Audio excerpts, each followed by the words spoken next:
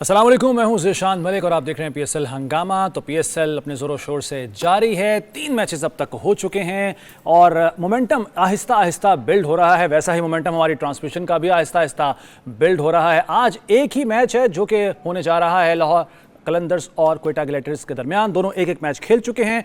लाहौर कलंदर्स अपना पहला मैच हार गई, जबकि क्वेटा ग्लैडिएटर्स ने शानदार मुकाबले के बाद फतह समेटी।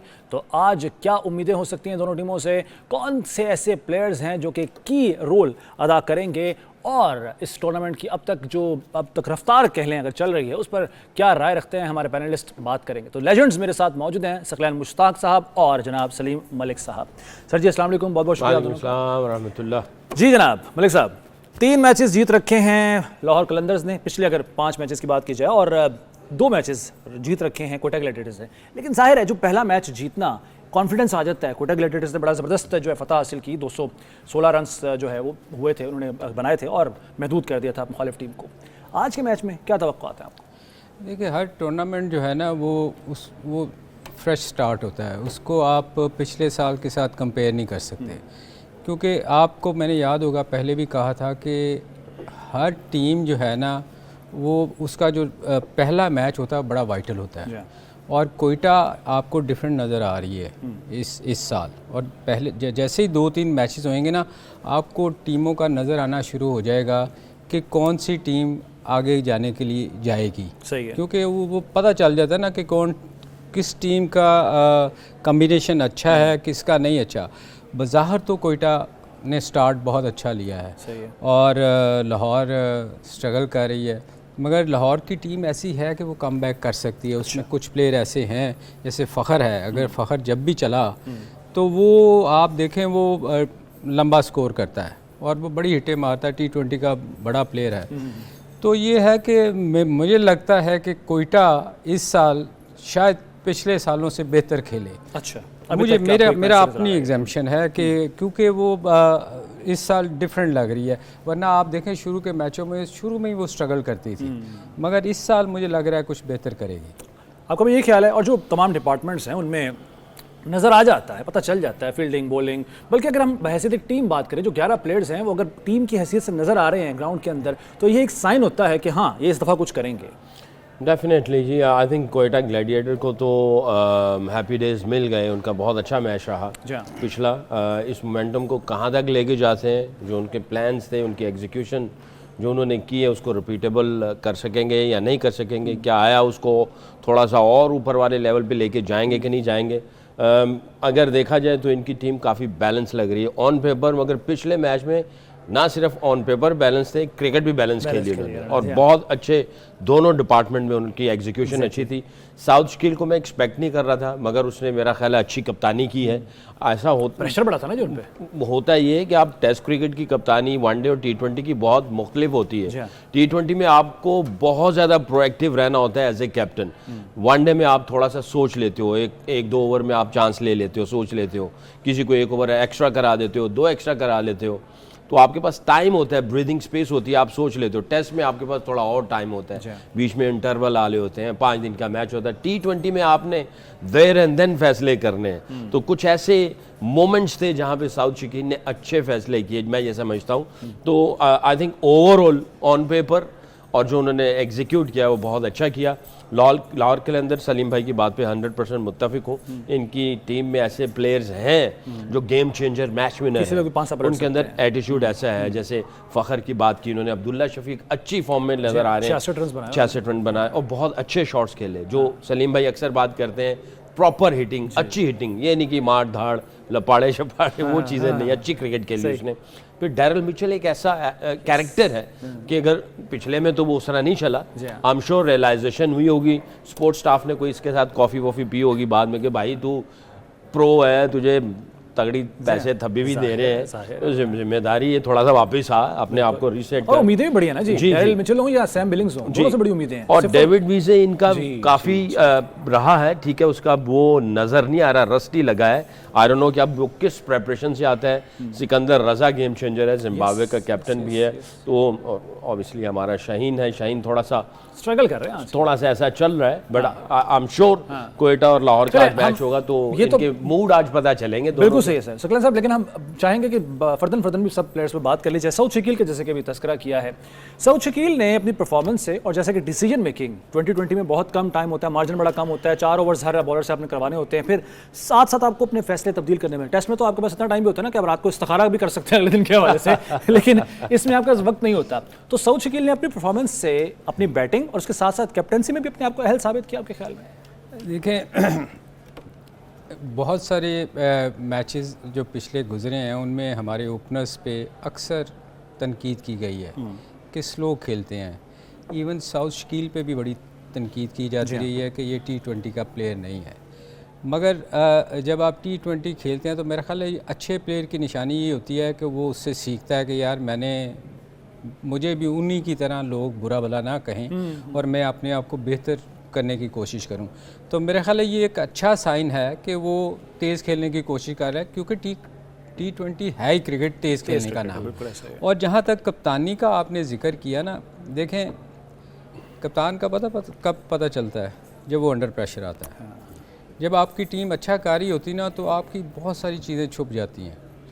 अब कल रिजवान ने 200 पे 200 करवा दिया है, तो सारी उसकी तो वो परफॉर्मेंस पीछे रह गई ना, उसका 100 भी वो जो कहते हैं ना प्रोग्राम से बढ़ गया उसका तो 100 गया ना, ज़ाया हो गया, हालांकि वो बड़ा अच्छा खेला था। सही बात है। तो ये असल चीज़ ये है कि आप जब अंडर प्रेशर होते हैं ना, फिर आपकी कप्तानी का पता चलता है। और इसमें कोई शक नहीं, उसने जैसे सकलैन ने कहा उसने बड़े अच्छे डिसीजन लिए, मगर पता उस वक्त चलेगा जब वो थोड़ा सा अंडर प्रेशर आएगा, टीम स्ट्रगल करेगी, फंसेगी, कहीं मार पड़ेगी, उसको जब पता चलेगा कि किसको लाना है। जैसे सकीन ने कहा, ये बिल्कुल ठीक कहा कि वो टाइम आपके पास नहीं होता, आपने एकदम आपका दिमाग हर तरफ चल रहा होता है ना, बैट्समैन को कौन सा आ गया, इसको कौन से बॉलर को लगाना है, ये कहाँ फील्डिंग खड़ी करनी है इसके लिए, तो वो बड़ी चीज़ें चल रही होती हैं कैप्टन के दिमाग में। सही है। तो अंडर प्रेशर जब आएगा ना बंदा, कोई भी कैप्टन, मैं उसकी साउथ की बात नहीं कर रहा, वैसे जनरली आपको कप्तान का पता चलता है जब वो अंडर प्रेशर आता है। बिल्कुल सही है। इम्तिहान तो तभी होता है ना जब प्रेशर आता है।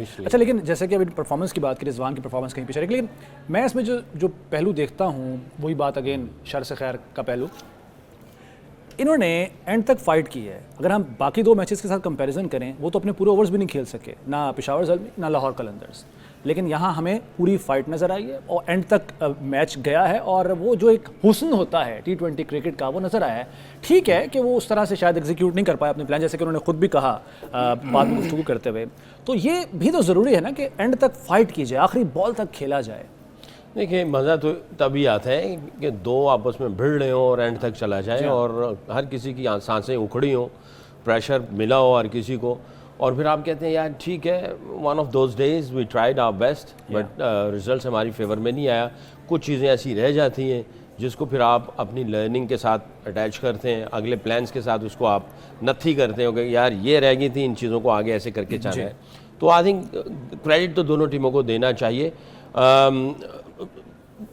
जैसे T20 है, इसमें एक कप्तानी होती है कि आप ऑटो पायलट लगा देते हैं, बस चल रहा है तो चल रहा है, सही, क्योंकि वो पेस के साथ चल रहा है ना, सेट किया हुआ और ऑटो पायलट चल गया जी। फिर एक तो ये है कि उस ऑटो पायलट के साथ जो चला हुआ इतने टाइम स्पैन के अंदर आपकी सोचों में आपके आइडियाज़ जो है वो फ़ौरन आ रहे होते हैं जी। और अगर कोई आइडिया आता है वो डाउट लेके आते हैं, ये कन्विक्शन लेके आता है कि आया डाउट और कन्विक्शन वाले उसमें से आपने कौन सा आइडिया को उठाना है। तो सलीम भाई की जो बात है, ये तो बात बहुत लंबा टॉपिक है, तो हर चीज़ को चेक करने के लिए प्रेशर ही है। तो दोनों टीमों ने कल अच्छी क्रिकेट खेली, प्रेशर की भी एग्जीक्यूशन नज़र आई, बट आई थिंक दूसरी टीम जो थी उनके पास एक टेम्पलेट था कि जिस तरीके से मुल्तान सुल्तान खेला है, तो दूसरी टीम के पास बिल्कुल इजी टेम्पलेट था। उन्होंने कहा यार ये पिच है, ये इस तरह खेला है, हम तो इससे अच्छा खेल सकते हैं, उन्होंने करके दिखाया। बट फाइट दोनों तरफ से अच्छी नज़र आई है। अच्छा, चलिए अब आ जाते हैं सऊद शकील की, तो हम बात कर ली है और बाकी प्लेयर्स का जिक्र कर लेते हैं। क्वेटा ग्लैडिएटर्स की बैटिंग मेरे सामने है, स्टैट्स मेरे सामने हैं, जो इसमें पॉजिटिविटी नज़र आ रही है। तमाम जो प्लेयर्स हैं, तमाम बैटर्स हैं, वो चले हैं। सऊद शकील ने 59 बनाया, फिन एलन आए हैं, 53 रन उन्होंने स्कोर किए, 2 50s हुई हैं यानी इस मैच में। हसन नवाज़ ने 41 रन स्कोर किए हैं। उसके बाद रायली रूसो 21 और 35 पे नॉट आउट रहे हैं कुशाल मेंडिस। तो हमें वो एक चीज़ नज़र आ रही है कि सब एक दूसरे का साथ दे रहे हैं, वरना अगर हम इसका कंपैरिजन करें इसका लाहौर कलंदर्स के साथ, तो 1 8 66 13 0 23 0 0 2 10 2 ये स्कोर बोर्ड है जो हमारे सामने है। तो ये जो लैग करती है चीज़ कि अपने साथी बैट्समैन का साथ देना है, ये हमें ये चीज़ नज़र आ रही है क्वेटा ग्लैडिएटर्स में, और ये फुकदान है लाहौर कलंदर्स में। आपके ख्याल में ये इस पर भी वर्किंग करने की ज़रूरत है, काम करने की ज़रूरत है लाहौर कलंदर्स को? देखिए, ये बड़ी सिंपल सी चीज़ है कि जब आप कोई अच्छा बैट्समैन आपके सामने खेल रहा हो ना, सेट बैट्समैन, जैसे सैम खेल रहा था जी। तो बाकी उनकी टीम में भी देखे ना कि किसी ने नीचे से स्कोर नहीं किया था, 0, 1, 10, 5। तो जब कोई अच्छा बैट्समैन खेल रहा हो ना आपके साथ, सेट बैट्समैन हो और आप मेन प्लेयर हो, तो आपका काम होता है कि आप विकेटें गिरी हैं तो आप स्ट्राइक उसको ज़्यादा दें, बिल्कुल सही, सिंगल करके उसको खिलाएं ताकि वो सेट है, क्योंकि वो फॉर्म में है ना, वो चल रहा है, वो अच्छा खेल रहा है। होता क्या है कि ये T20 ऐसी कमबख्त गेम है कि हर बंदा चाहता है कि मैं हीरो बनूं, क्योंकि वो जाके छोटी ग्राउंड्स हैं, वो जाके बड़ी हिट मारने की कोशिश करते हैं, उसमें आपकी विकेटें गिरती हैं। जैसे ही आपकी विकेटें गिरती हैं फिर आप अंडर प्रेशर आ जाते हैं, खुद भी आते हैं और अगलों पे भी डाल देते हैं, मतलब आप पूरी टीम प्रेशर में आ जाती है। सारी टीम अंडर प्रेशर आ जाती है ना, और उसमें फिर आप उसमें से निकल नहीं पाते। फिर आप कंट्रोल करने की कोशिश करते हो कि यार अच्छा मैं 130 ही कर लूँ, 140 ही कर लूँ, फिर आप उसमें फंस जाते हो। आप देखो आखिरी ओवर्स में, कल 3 ओवरों में, लास्ट 3 ओवर्स में उन्होंने मेरे ख्याल 80 कुछ किया था, 60 के करीब शायद इस तरह किया था। तो बात ये है कि आपकी प्लेयर्स अगर विकेट्स इन हैंड हैं तो आखिरी 5 ओवरों में आप अच्छा स्कोर कर सकते हो, क्योंकि ग्राउंड शॉटिंग है। अब उस पर काम कोई नहीं करता। हम जाके ना, आई एम श्योर के कोच कहते होंगे, शायद कहते भी होंगे, जो मुझे नज़र आता है कि नहीं कहते, सही, कोई गाइडलाइन नहीं है उनकी। वो जाके अपना एक ही टेम्पो के साथ वो क्रिकेट खेलते हैं, जो आया वो आगे उसने हिट मारी और आउट होके चला गया और टीम अंडर प्रेशर आ जाती है। बिल्कुल ठीक है। आप मोस्टली देखें कि अगर आप स्लो भी अगर हो जाए ना किसी वक्त, अगर विकेट्स इन हैंड है तो आखिरी ओवर्स में आपको बड़ा अच्छा स्कोर मिल जाता है, फाइटिंग इतना स्कोर हो जाता है कि आप 160 के प्लस चले जाते हैं। ठीक है। तो ये कोई उस पर काम नहीं करते, जाके बस एक ही।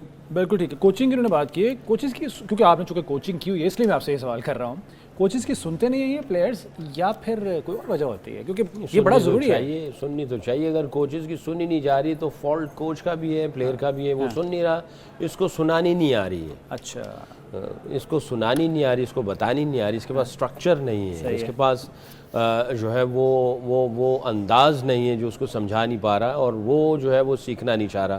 जब दोनों तरफ से ऐसे हो जाए तो फिर समझो बहुत बड़े ब्लंडर होंगे। तो अगर एक तरफ से है तो फिर तो मेरा ख्याल है कि ये टाइम बहुत थोड़ा आता है। हम ये नहीं कह सकते कि ये बिल्कुल ही नहीं सुनते, कुछ ले लेते हैं, कुछ कहते हैं नहीं अभी नहीं, बाद में करेंगे। वो हीरो बनने के चक्कर में, जैसे कि सलीम भाई ने कहा, ये वाकई नज़र आता है। ना सिर्फ ये हमें PSL में, मैंने IPL थोड़ा सा फॉलो किया, वहाँ पे भी थोड़ा सा मुझे झलक नज़र आ रही है। और अभी जो चैंपियंस ट्रॉफी हुई है उसमें भी ऐसा ही हुआ है। इंडिया के कई मैचेस ऐसे हैं जो कि इंडिया जीता है। न्यूजीलैंड के खिलाफ जो मैच हुआ, और इनका मैच जो है एक और मैच था, मेरे ज़हन से नहीं आ रहा। तो नज़र आया ऐसे कि जिस तरह गेम को आखिर तक लेके जाना है वो उस तरह नहीं लेके जा पा रहे होते। तो ये जो क्रिकेट का जो रीडिंग है, सिचुएशन को रीड करना, बॉलर को रीड करना, कैलकुलेट करना कि इसके कितने ओवर रह गए, उस कितने रह गए, किसी के कौन सा ओवर मिस हो रहा है, कि कौन से एंड से आएगा, ये सारी चीज़ें, शॉर्ट बाउंड्री किस तरफ है, शॉर्ट एंड कौन सा है, ये सारी चीज़ें कैलकुलेट है। वीक लिंक आपके दिन में। तो आप ये बैट्समैन अगर नहीं कर रहा, मुझे याद पड़ता है मैं और मलिक साहब एक मैच खेल रहे थे। बहुत ज़्यादा स्विंग सहारा कप में हो रहा था। मैं अंदर गया तो मैं जाके मैंने कहा जी जो आप कहेंगे मैंने वैसे ही करना है, आप मुझे बताते रहे, मैं जनाब आपके साथ राइड करता रहूँगा, इनकी उंगली पकड़ के चलूँगा। नहीं, बैटिंग कर रहे थे, इंडिया के खिलाफ मैच था। अच्छा। और अगर आप वो मैच देखेंगे तो वो मैच आखिरी ओवर की सेकंड लास्ट या लास्ट बॉल तक गया, और ठीक ठाक करंट सिचुएशन, प्रेशर बिल्कुल, और मैं इनके साथ था। मुझे पता था, और मैं, हमारी जो कम्युनिकेशन थी, मुझे इनकी हर बात के ऊपर यकीन था कि ये जो बात कह रहे हैं मुझे ऐसे ही करना और ऐसा ही होगा।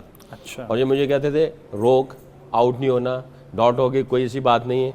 तो गेम को ये रीड कर रहे थे। मैंने कहा मेरे से ज़्यादा गहरी गेम को ये रीड कर रहे हैं। अच्छा, मैं सिर्फ अपने प्रेशर और नर्व को कंट्रोल कर रहा हूँ, ये मुझे भी गेम को भी और ऑपोजिशन को भी रीड कर रहे हैं। तो एट ए टाइम ये 3 काम कर रहे थे। तो मुझे पता था कि भाई मुझे इन्हीं की इंस्ट्रक्शन को लेके जाना है और आंखें बंद करके इनके ऊपर यकीन करना है। और आखिरी बॉल पे ये मैच अच्छा, हैरत तो हुई होगी आपको, आंखें बंद करके यकीन आप लोगों ने किया। ये मैं आपको इन चीजों का मैं कहने वाला था कि इन चीजों का फुकदान नजर आता है। फुकदान है इन चीज़ों का, ठीक इन है। चीज़ों का इस पर फुकदान बात नजर करते हैं और क्या होना चाहिए, क्या पॉलिसीज होनी चाहिए, इस पर भी गुफ्तगू होगी। एक ब्रेक का वक्त हुआ है ट्रांसमिशन में, तो नाज़रीन हाजिर होते हैं पीएसएल हंगामा में एक ब्रेक के बाद।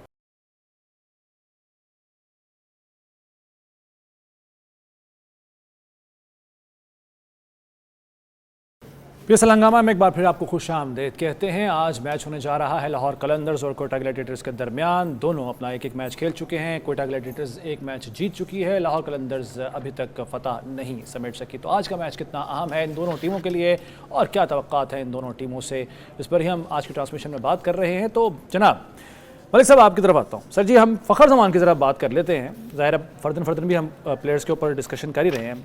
कुछ अरसे से ज़रा वो स्ट्रगल करते हुए नज़र आ रहे हैं। अच्छा, एक चीज़ हम जो देखते हैं, बहुत से ऐसे खिलाड़ी जब वो रिटायर हो जाते हैं उसके बाद बताते हैं, वो गल सुनो मैंने वो फलाने मैच इंजरी हुई थी, मतलब बताते हैं कि हम तब भी इंजर्ड थे लेकिन हम फिर भी खेल रहे थे।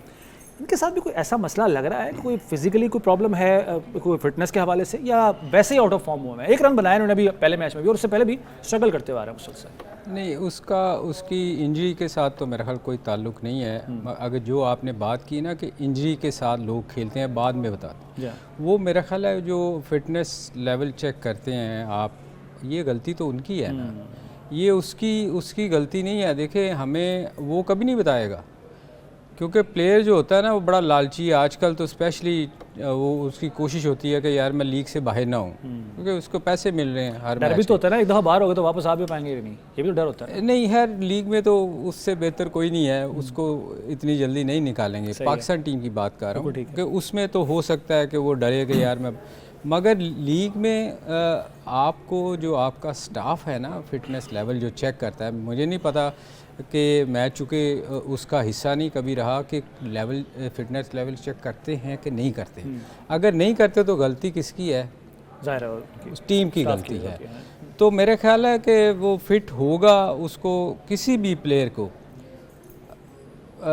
अगर वो फिट नहीं है तो उसको नहीं खेलना चाहिए, इसलिए कि उसकी अपनी परफॉर्मेंस बहुत अफेक्ट करती है आने वाले दिनों में भी। अगर आप स्कोर नहीं करेंगे तो आप बाहर हो जाएंगे।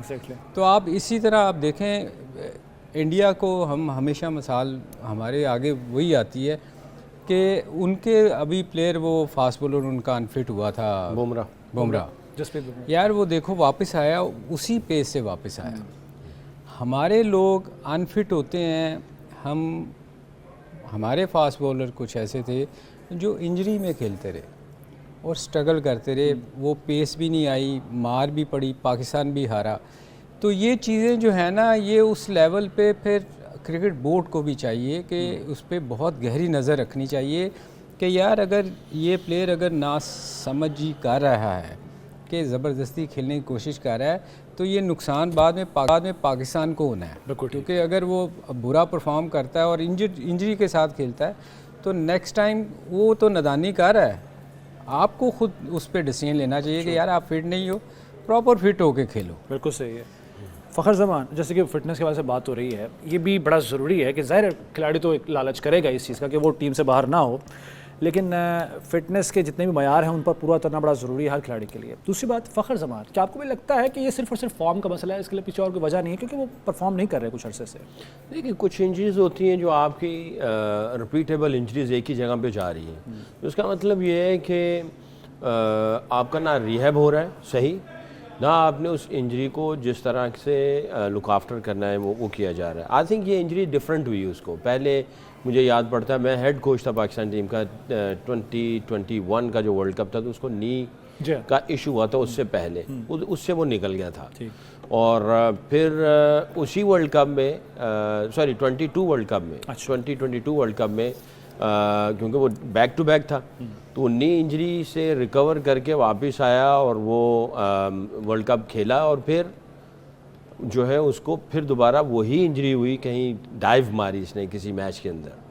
तो क्योंकि जाहिर है वो जो एक इंजरी होती है, अगर वहाँ पे फिर दोबारा अगर आए तो वो फिर तो इस तरह उसको दूसरी इंजरी उसी जगह पे हुई। सही है, वो फील्डिंग करते हुए। अभी ये जो इंजरी है ये इसको मेरा ख्याल है रिब के अंदर हुई है। तो अगर इंजरीज मुख्तलिफ जगह पे जा रही है तो फिर तो आप कुछ कह नहीं सकते। अगर इंजरीज आपको इस तरह की है, एक ही जगह पे है और वो स्किल वर्क करते हुए हो रही है तो फिर आप उसको कह सकते हैं, आप मॉनिटर कर सकते हैं। बट होता ये है कि किसी भी टूर्नामेंट से पहले नेशनल टीम का पाकिस्तान टीम के अंदर जब कोई जाता है तो प्रोटोकॉल्स ये हैं कि कुछ बेंचमार्क्स रखे होते हैं, प्रॉब्ली 80% है, आपके फिटनेस टेस्ट होते हैं और उसके बाद आप सीरीज खेलते हैं या टूर्नामेंट पे जाते हैं। ठीक है। अनफॉर्चुनेटली ये PSL में कोई ऐसा नहीं है कि आपके फिटनेस टेस्ट लिए जाए, मगर मेरा ख्याल है टाइम ही नहीं है। सकी पाकिस्तान टीम में भी नहीं है। आप मुझे बताएं वो जो था मोइन का बेटा, वो जब फिटनेस लेवल के ट्रायल हुए थे वो कैसे पास हो गया था? हो ही नहीं सकता। उस वक्त मेरा ख्याल है नहीं इन्होंने जब फॉलो नहीं किए गए। चलें, अच्छा चलें, वो तो थायराइड का मसला उनका है, फ़खर ज़मान की अगर बात हम कर रहे हैं जो, तो उसकी वजह से भी उनको इंजरीज़ के प्रॉब्लम्स आते रहते हैं। शाहीन आफरीदी की तरफ आ जाते हैं। हमारे जो प्रेजेंटेबल ज़ाहिर है बॉलिंग हमारा हमेशा से एक बेंचमार्क पे रही है और बॉलिंग हमारी पहचान भी रही है पाकिस्तान की। शाहीन आफरीदी बड़े ज़बरदस्त स्पेल किए उन्होंने, ख़ासतौर पर इंडिया के साथ जो मैच है उसमें बड़ा ज़बरदस्त उन्होंने स्पेल किया था, लेकिन अभी वो भी कुछ अरसे से हमें लगता है कि स्ट्रगल करते हुए नज़र आ रहे हैं। बॉलिंग वैसे तो शोभा इनका, लेकिन मैं आपसे भी जानना चाहूँगा कि अभी इस वक्त जो शाहीन आफरीदी की फॉर्म नज़र आ रही है, जो तवक्कुआत उनसे वो उन पर पूरा नहीं उतर रहे हैं, उनको उनका कम बैक करना कितना ज़रूरी है लाहौर कलंदर्स के लिए ओवरऑल? देखिए उनका फिटनेस का प्रॉब्लम है, ठीक है ना। जितनी देर आप फर्स्ट क्लास नहीं खेलेंगे, लंबी क्रिकेट नहीं खेलेंगे, आपकी टांगें मजबूत नहीं होंगी। आप देखें उनको क्या फ़र्क पड़ा है, वो 145 से 135 पे आ गया है। जो स्विंग वो करता था ना, आगे से डिसीव करता था बैट्समैन को, वो अब नहीं हो रही। उसकी रीज़न ये है कि वो एडजस्ट कर हो गई है। इतनी 135 पे पेस बहुत कम रह जाती है, इवन कई दफ़ा 130 पे का रहा है। तो ये क्यों है? क्योंकि आप इंजरी कैरी करते रहे, आप इंजरी में खेलते रहे हैं, अब आपका उस तरह ज़ोर नहीं लग रहा। तो देखें ये मैं हमेशा कहता हूँ ये गलती हमारे नेशनल कोचेज़ की भी है कि उनको उतनी देर उस बंदे को पाकिस्तान के लिए नहीं खेलने देना चाहिए जितनी देर, देखें ना एसेट है था ना हमारा, अब वो आहिस्ता आहिस्ता आहिस्ता परफॉर्मेंस उसकी नीचे जा रही है। बजाय एक जगह भी अभी रहती ना तो आप कह सकते थे कि यार नहीं ठीक है स्टेबल है, मगर जब नीचे गिरनी शुरू हो जाए ना तो फिर ये बातें शुरू हो जाती हैं कि इसको टीम से निकालो, रिप्लेसमेंट लेके आओ। तो ये गलती दोनों तरफ से है। अब आप देखें, अगर वो लंबी क्रिकेट नहीं खेलेगा, लंबी क्रिकेट वो खेलेगा नहीं। लंबी क्रिकेट खेलने से मुराद मेरा ये नहीं है कि वो ये वाली क्रिकेट की बात कर रहा हूँ, जितनी देर वो फर्स्ट क्लास में लंबी बॉलिंग नहीं करेगा वो उतनी देर उसकी फिटनेस लेवल नहीं आएगी। वो उसके लिए हमारे क्रिकेट बोर्ड को मैं हमेशा कहता हूँ कि क्रिकेट बोर्ड के बाहर लिख के इतना बड़ा लगा देना चाहिए, जो फर्स्ट क्लास नहीं खेलेगा वो टीम के लिए सिलेक्ट नहीं होगा। सही है।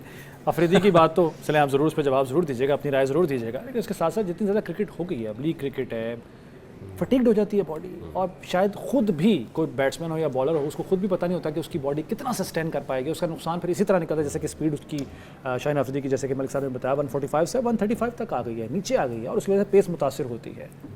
मैं इस असाइनमेंट से पहले ना, ये जो PCB ने अभी मुझे जो असाइनमेंट दी है, मैं पैंथर्स का मेंटोर हूँ, उससे पहले मैं तकरीबन 1.25 साल 1.5 साल न्यूजीलैंड टीम का कोच रहा। ये अभी जो रिसेंट करंटली ये जो खेल रही है, इन सब के साथ मैंने 1.5 साल, इसके पीछे आप ही हैं जो उन्होंने 1.5 साल के साथ सलूक किया है, जिम्मेदार आप पहले जी बंदा पकड़ा के 1.5 साल मैंने काम किया इनके साथ ना। अच्छा, माशाल्लाह। तो मैं 2 टूर्स पे इनका असिस्टेंट कोच था, फिर स्पिन साइड पे चला जाता था। तो इनका जो है सिस्टम ये था कि ये पहले से ही सबको बता देते थे कौन किस लीग में जाएगा, कितने मैच खेलेगा।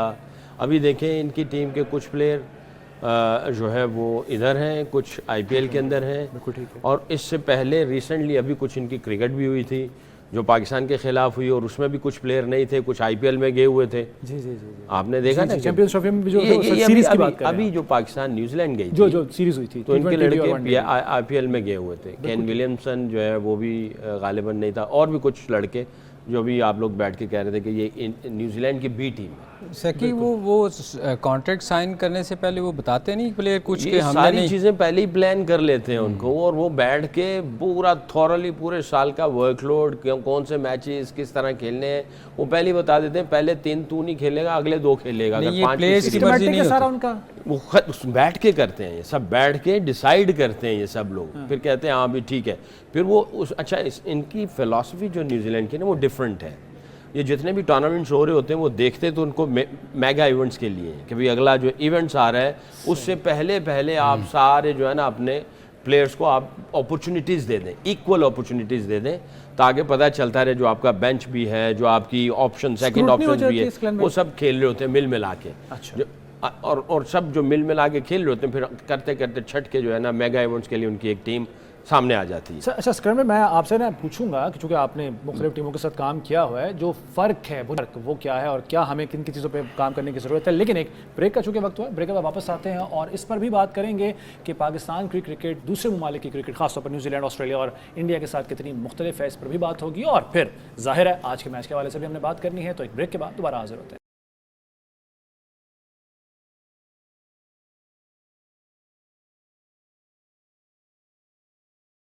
पीएसएल हंगामा में एक बार फिर खुश आमदीद। बात कर रहे हैं अपने पैनलिस्ट से और लेजेंड्स मेरे साथ मौजूद हैं। बॉलिंग की सेक्शन पे बात करनी है मैंने।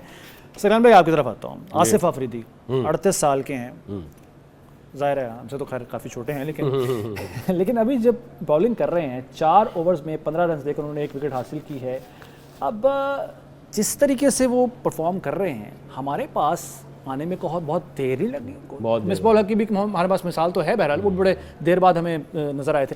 क्या वजह है कि ये इस तरह के जो टैलेंट होता है, इस तरह के बॉलर्स होते हैं या बैट्समैन भी इवन, वो बहुत देर से हमें क्यों मिलते हैं? अगर ये पहले आया होता तो शायद आज स्टैट्स डिफरेंट होते हैं हमारी क्रिकेट के। डेफिनेटली इसने जो पिछले मैच में बॉलिंग की है आउटस्टैंडिंग किस्म की, ऐसे लग रहा था कोई शातिर किस्म का बॉलर गेंद कर रहा है। उसका आर्म बॉल अच्छा था, विकेट टू विकेट गेंद कर रहा था, पेस को जो वेरी करना है वो बहुत अच्छा कर रहा था, गेंद को स्पिन जो करना है या अंडरकट जो मारते हैं वो सारी चीज़ें कर रहा था। 38 इसको मैंने 3-4 साल पहले देखा था, उसके बाद समहाउ दी अदर इंजरी हो गई, कहाँ गायब हो गया वल्लाह आलम। मगर उस वक्त जो था वो 34 तक तो था ही। तो हमारे पास नुमान था जो कि खेल रहा था पाकिस्तान की तरफ से, तो सेकंड ऑप्शन में ये आ चुका था। उससे पीछे मुझे नहीं पता कि ये कहाँ गायब था कहाँ नहीं था, बट इसके अंदर बहुत पोटेंशियल नज़र आया। और यहाँ तक भी बात चली थी उस वक्त कि यार ये हमारे पास नुमान की भी रिप्लेस आ सकती है। अच्छा, सिस्टम को देखना चाहिए कि इतना दूर इतनी देर से क्यों आया। आई थिंक पीसीबी को चाहिए कि इसने क्रिकेट कब शुरू की, कहाँ पे क्रिकेट खेलता रहा, इसका पीक टाइम कहाँ पे था, इसको अपॉर्चुनिटी क्यों नहीं मिली। ऐसे केसेस हैं जो कि ऑर्गेनाइजेशन को इसके ऊपर काम करना चाहिए, ताकि आगे मज़ीद और कोई फिर जिस जगह से ये खेलता था, बिलोंग्स करता था, उनको बुलाया जाए और उनसे पूछा जाए भी इसको क्यों नहीं मौके दिए, किस वजह से रास्ते ऐसी बहुत सी मिसालें हैं, बहुत से प्लेयर हैं अभी भी रुल रहे हैं, उनको मौका नहीं दिया जाता। उसकी वजह यह है कि एक सर्कल है, ये एक सर्कल है, उसके अंदर ये किसी को घुसने नहीं देते, निचले लेवल से ही शुरू हो जाता है। इतनी सिफारिशें हैं। मैं लाहौर की आपकी बात करता हूँ, लाहौर में सकी इतनी सिफारिशें आती हैं कि वो जो चेयरमैन होता है ना वो पागल हो जाता है कि यार मैं किसको खिलाऊं, और डिज़र्विंग प्लेयर बाहर बैठते हैं। अब ये सीज़न कब करवाते हैं? जब बारिशें हो रही होती हैं। आप इसका हिस्सा रहे हो, ये आपने भी देखा होगा कि जब ये बारिशों का सीज़न होता है ना, ये मैच करवाते हैं, अच्छे और बुरे प्लेयर की कोई तमीज़ नहीं रहती, गीली विकटों पे खेलते हैं, फिर सिफारिश से जिसको खिलाना होता है ये खिलाते हैं। तो वो अच्छे प्लेयर तो बेचारों के साथ, ये जो आप सिस्टम की बात कर रहे हो ना, सिस्टम हमारे यहाँ कहीं काम नहीं कर रहा। ठीक है, जी प्लीज ब्रेक तो नहीं ले रहे बात कर नहीं। असल में मैं पहले तो सारा इंग्लैंड में रहा, जब मैं आया इधर एनएचपीसी में तो मेरा डोमेन ही कुछ और थी। तो अभी मैं फिर किसी और डोमेन में हूँ, बट मैं भी इस सिस्टम का हिस्सा हूँ, मुझे भी पता है। मेरे साथ भी बड़ी ज्यादती हुई थी। अंडर 19 जब मैंने खेलनी थी ना, तो सेकंड टीम जो अंडर 19 की ग्रेड 2 खेला हुआ था, उसके 7 या 8 आउट थे। मेरे ग्रेड 1 में 27 या 28 आउट थे। वो पाकिस्तान अंडर 19 खेल लिया था, मैं बैठा हुआ था। तो ये चीज़ें बताने वाली हैं ना, अभी मैं बैठा हुआ था। अच्छा जी, प्लेयर्स की बात हो रही है, वो जो डिज़र्व करते हैं नहीं है टीम में। बहरहाल ये तो एक लंबी बहस है, लेकिन मैं ज़रा शोएब मलिक का जिक्र करना चाहूँगा। मलिक साहब आपसे, शोएब मलिक की बात करेंगे, सलीम मलिक साहब से। शोएब मलिक साहब अभी भी रेलेवेंट हैं हमारी क्रिकेट में, और खैर फिटनेस तो उनकी है, इसका उन्होंने सबूत अभी कुछ अर्सा पहले दिया भी है, लेकिन करके जी चले खैर वो यार देखो, हम पिछले साल भी ना हम यही बात कर रहे थे कि कुछ लोग ऐसे प्लेयर हैं जो शायद अगले साल हमें नज़र ना आए, उनमें शुएब मलिक का नाम भी था। सही है कि चूँकि अब ये वेटरन हो चुके हैं, हाँ। और 40 प्लस बंदा, नो डाउट वो बहुत फिट है, मगर वो क्वालिटी नहीं रहती आप में। देखें, आप जो मर्ज़ी कर लें, आपको आप बड़ी हिट नहीं मार सकते, आप आके टाइम ज़ाया ही करते हो। But he still in playing 11। मैं खिला रहे हैं, ये उनकी गलती है फ्रेंचाइजी की, जो उनको खिला रहे हैं, उसका कसूर तो नहीं, वो तो 50 साल तक खेलेगा। आप मुझे अभी खिला दें, मैं खेलने के लिए तैयार हो जाऊंगा, क्योंकि पैसे मिलते हैं। गलती किसकी है? उनकी जो खिला रहे हैं।